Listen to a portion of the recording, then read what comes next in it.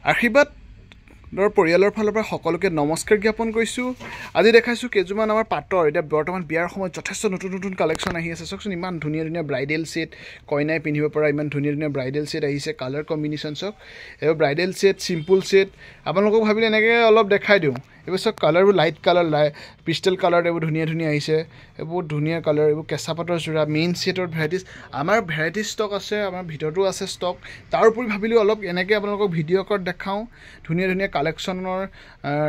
আপোনালোকে যদি ল'ব বিচাৰিছে আশীৰ্বাদ চিল্ক এণ্ড জুৱেলছ আৰু আশীৰ্বাদ গহনা চিল্ক হাউচ, আমাৰ দুইখন দোকানলৈ বিপণীলৈ আহিব পাৰিব। মনপচন্দৰ পাটৰ কাপোৰৰ পৰা আদি কৰি সকলো ধৰণৰ টচ মুগা ডাইটছৰ কাপোৰ ল'ব পাৰিব।